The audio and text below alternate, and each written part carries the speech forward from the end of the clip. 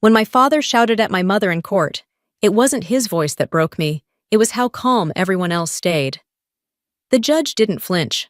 The lawyers kept flipping pages. And my mother, she just sat there small and silent, like she'd learned long ago that speaking only made things worse. I stood up before I even knew I would. His words still hung in the air, "You'll walk out with nothing." That was the moment something in me snapped. The daughter who used to believe her father's numbers never lied, finally realized he'd been rewriting the math of our lives for years. My name is Doris Henderson, and 2 months before that day, I discovered what it really costs to be quiet in a family that worships power. The courtroom was too bright, too clean, too still. I could hear the scratch of a pen somewhere behind me, steady as a pulse. The polished wood smelled of lemon oil, and old paper justice, it seemed, needed maintenance to keep working. Across the aisle stood my father, Leonard Henderson, spine-straight gold tie shining under the fluorescent lights. He looked like a man cut from a magazine ad, the kind that sells success, as if it's something you can wear. But when he spoke, that image cracked. His voice shot through the room, sharp and final. My mother flinched. Her hand tightened around the pen until I saw a smear of red at her fingertips. Behind him, Carla smiled, thin, glassy, the kind of smile that draws blood if you touch it wrong. I rose to my feet before I could think. The air shifted. Judge Meredith Shaw, silver hair, framing an unshakable face, lifted her gaze toward me and nodded once. I crossed the floor heels echoing and set a white envelope on the table. The soft click of it hitting wood sounded like thunder in my head. The judge broke the seal and began to read. No one breathed. My mother stared at the floor. My father leaned back, sure of his victory. Then the smallest curve appeared at the judge's lips. A quiet laugh escaped her light, but certain rippling through the silence like a crack in glass. "This," she said, "is good. Very good." My father froze. Carla's smirk died. My hand trembled, but for the first time in years, it wasn't from fear. 2 months of sleepless nights of numbers and names and paper cuts, all of it rested inside that envelope. And it had all begun with one wrong number. 2 months before the trial, I went back to Denver. I'd taken a short leave after a long federal case, the kind that drains you until even silence feels loud. When Mom called, her voice trembled through the line. She only needed a little help sorting out some bank things. Her house felt smaller than I remembered, as if it was holding its breath. The walls were bare, except for one old wedding photo, my father in a tux, my mother smiling wide. The glass was cracked clean through the middle, like a silent argument frozen in time. She told me he'd moved out, said he needed space for a new project with Carla. The name hung in the air like smoke. I opened her laptop to check the joint savings account. Everything looked normal until it didn't. A withdrawal of $20,000 processed the same Friday. She was hospitalized for low blood pressure. My stomach tightened. I asked if she'd signed anything that week. She avoided my eyes, murmured that he said it was a tax adjustment. That was the moment my instincts flared. I asked for her property records, pretending it was just for organization. Inside, I found a deed transfer for the Aspen house, notarized complete with my mother's signature. Her real signature looped softly, but this one sliced straight hard, controlled unmistakably my father's. I placed the papers on the table. Mom stared at them quiet. Her silence was heavier than any confession. I made copies, filed them under a new folder marked personal. I didn't say anything else. What I held wasn't just a document. It was the first fracture in a lie my father had spent years building one number at a time. 2 days later, I drove to Henderson Construction, the office where I'd once interned in college. It looked the same, bright, neat, filled with awards, but the air felt hollow, like the pride had been scrubbed out. 2 coffee cups sat on the desk, one black, one latte. Carla's perfume, thick vanilla, still lingered in the air. I'd remember that scent later attached to every stolen dollar on his statements. I said I was there to pick up old files. When the receptionist left, I checked the recycling bin beside the printer. Torn pages, shredded lines of text, half a header. I pieced them together on the desk until they made sense. A bank transfer record. Destination Lencar Holdings.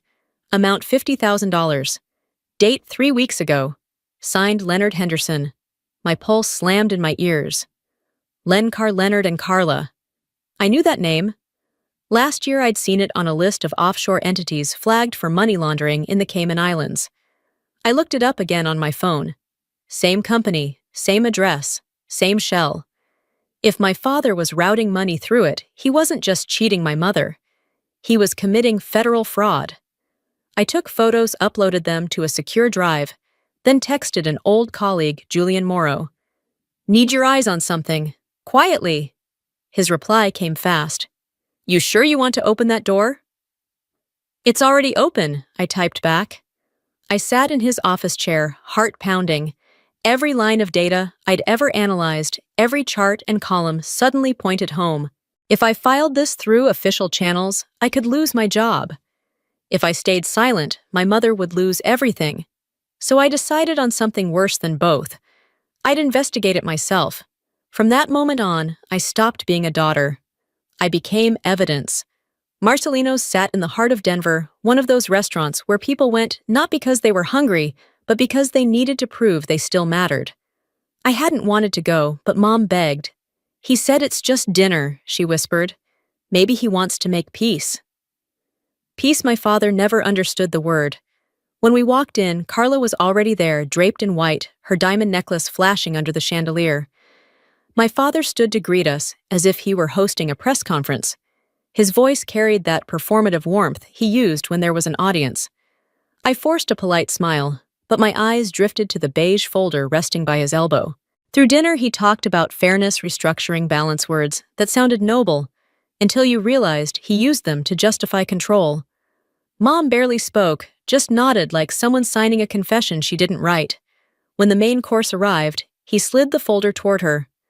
Just a standard property agreement, he said smoothly. You'll keep the house, I'll handle the mortgage, everyone wins. I flipped through the pages. The title at the top read, Transfer of Ownership, Lencar Holdings. My stomach dropped. Lencar, the same name I'd pieced together from the trash. I looked at him and asked quietly when Mom had agreed to move assets through his new company. He answered without hesitation that she'd signed last week. She was in the hospital last week, I said slowly. The table froze. Carla's wine spilled across the linen crimson, bleeding into white. My father's face tightened. Mom's eyes darted between us, trembling. Leonard! Is that true? He gave a soft, practiced laugh, the kind that comes from years of rehearsing lies. Clerical mistake. Happens all the time. But I knew better. In admitting it existed, he'd already confirmed its truth. I picked up a napkin, wiped the spill, mostly to hide the shake in my hands. Mistakes can be fixed, I said evenly. Some just take a courtroom. He said nothing. The waiter hovered, unsure. Carla stared at her glass, pretending not to exist. Mom cried the whole ride home. I didn't. I was too cold to cry. That night, I realized my father wasn't negotiating a divorce, he was staging a legal heist. When I got back to my apartment, I opened my laptop and typed a single message to Julian. I'm in. I'll need every public record you can legally verify. I didn't yet know that opening that door meant my father would soon come after me. 3 days later, Julian called. His tone was clipped, cautious. You were right, he said. Lencar Holdings is a shell. There are 3 more, Front Range Realty, Primestone, and Arc Vista, all moving money offshore after the divorce court's freeze order. I sat at Mom's kitchen table, surrounded by receipts, feeling my pulse thud in my ears. That meant Dad had broken a federal order. This wasn't marital deceit anymore, it was financial crime. If we go public, I said, he'll go to prison. If you file it wrong, Julian replied, so will you. He was right. I'd used archived data from my old federal cases. In the wrong hands, it looked like I'd abused government access. If my father fell, I might fall with him. So what do? I asked. Start over, he said. Forget the system, build your case as a civilian. Then it's yours, not theirs. After the call, I watched Mom folding laundry in the next room, unaware her husband was turning her life into a spreadsheet of stolen assets. The man who once lectured me on integrity and bookkeeping was now the cautionary tale in his own lesson. I opened my notebook and began mapping the flow. Lencar Holdings. Cayman, Carla. Front Range Realty. Maintenance fees. Hidden subaccounts. Arc Vista. Consulting. Payments to unknown. Every path circled back to one name, Leonard Henderson. You taught me to find patterns, Dad, I whispered. You just never thought you'd become one. I emailed Julian again, rebuilding from scratch. Keep quiet. His reply came minutes later. Be careful, you're being watched. Twist tightened into twist, he'd discovered my name on an internal DOJ monitoring list. My father had used his connections to flag me as a potential leak. I leaned back, the weight of it sinking in. I'd crossed the line between daughter and whistleblower, and there was no way back. That night, under the dim kitchen light, I sealed my first file in a cardboard folder and wrote across it by hand, Exhibit D for Mother. The bitter smell of coffee filled the room as I pressed the tape shut. For the first time, I didn't feel afraid. Only ready. That was the night I declared war. Mom was fading fast. She said she just wanted it all over with that signing. The papers would finally bring her peace. Her hand trembled as the pen touched the line, the ink bleeding into the corner of the page. Mom, don't. He just wants closure, Doris. He said I can keep the house. He already transferred it to his company, I said quietly. I saw the deed. She froze, then whispered, as if confessing something shameful. He promised me peace. That word coming from her felt like a sedative. I turned away so she wouldn't see the tears threatening to rise. Peace had become her permission to surrender. I spent the next hour digging through the filing cabinet papers, spilling like years of forgotten truth. In the bottom drawer, buried under faded folders, I found a small brown notebook, the one she used to track every household expense since the 90s. The pages were meticulous travel dates, grocery bills, cash withdrawals, every detail written in looping blue ink. I turned to April 12th, the day of the forged Aspen deed. Next to it, a note read, Hospital. No visitors today. Leonard said he's on site. I stopped breathing. The same day he claimed she'd signed the property transfer, she was lying in a hospital bed. The notebook was a perfect timeline, an unintentional forensic record. It was the kind of proof a courtroom couldn't argue with. I scanned every page, stamped it, sealed it. 3 days later, an email appeared in my inbox. You are placed under administrative leave pending investigation for data misuse. I stared at the sender line. The signature at the bottom read L. Henderson, my father. He wasn't satisfied stealing from my mother, he wanted to erase me too. When I told Mom, she cried, not for the money, but for what it meant. He used to call you his mirror, she said through tears. He still does. I answered. He just forgot mirrors reflect the truth. I picked up the notebook and slid it into my briefcase. This is our weapon now. I turned in my badge and ID the next morning. No title, no protection, just me and a box of evidence too heavy for one person to carry. By Thursday night, Denver rain hammered the roof like a countdown. Carla showed up at my door in a white raincoat, umbrella dripping. Her voice was sugar-coated, dangerous. Your father's scared, she said. Then he shouldn't have broken the law. He built everything for you. No, he built it for control. I'm just breaking ground for truth. She slid a thin envelope across my kitchen table. 50,000. Walk away. I pushed it back toward her. Keep it. You'll need it for bail. She froze, eyes wide, then stormed out into the rain. What she didn't know was that my doorbell camera had recorded every word.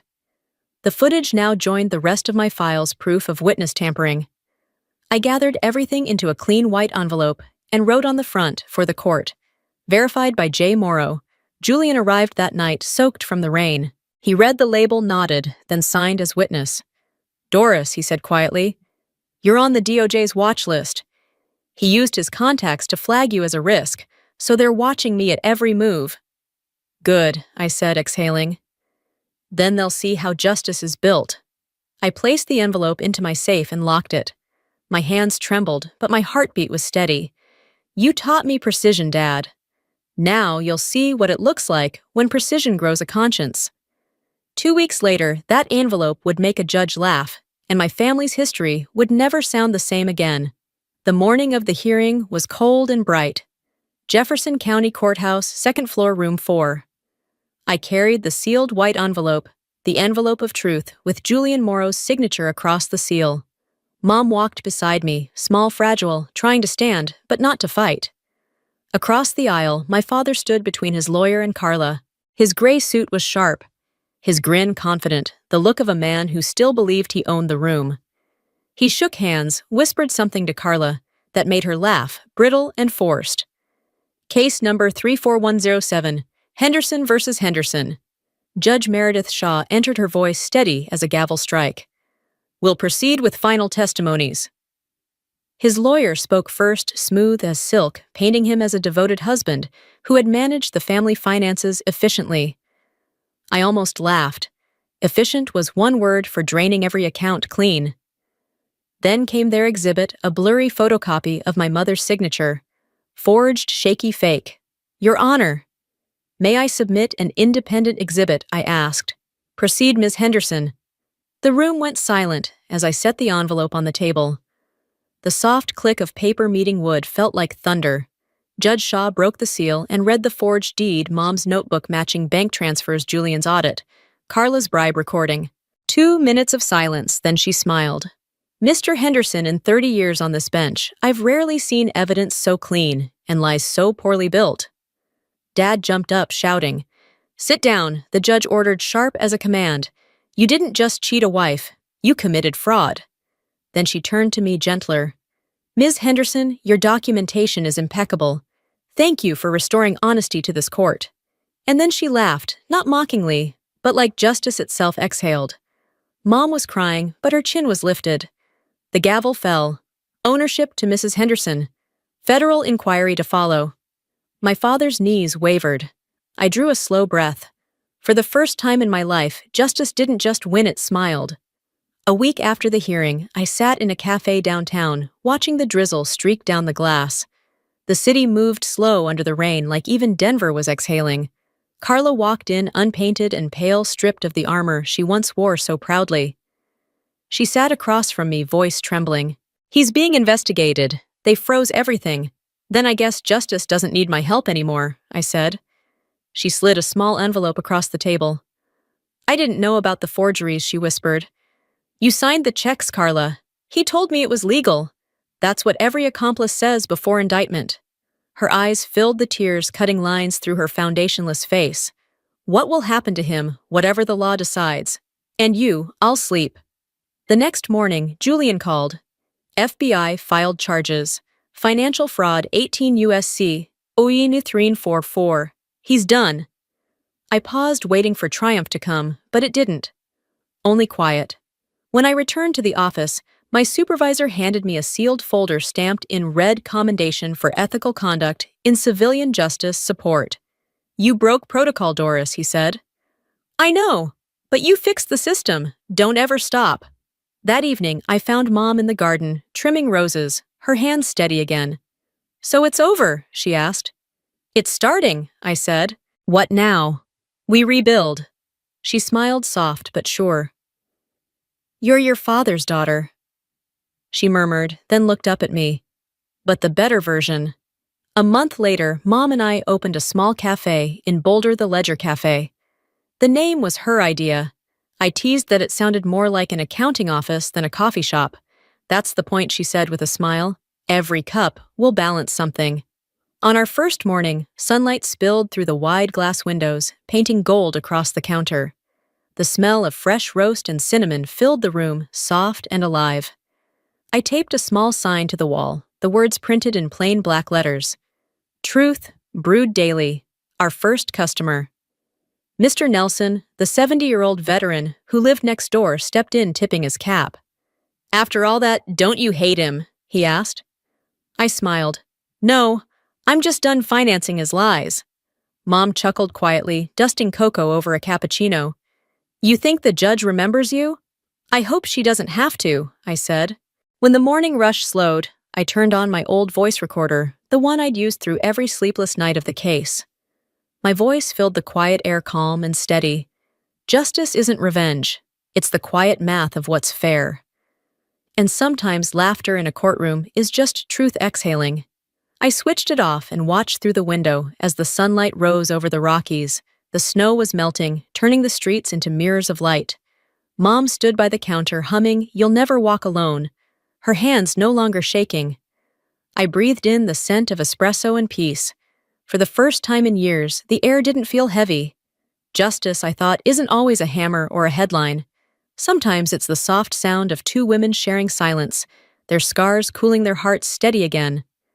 Outside, the sign swayed gently in the breeze, the Ledger Cafe. It didn't matter if the world remembered the trial or the laughter, or the man who once tried to rewrite our lives. What mattered was this: we had found balance again. And as the day began, I poured 2 cups of coffee, set one across from Mom, and whispered to myself, some debts are better settled in peace.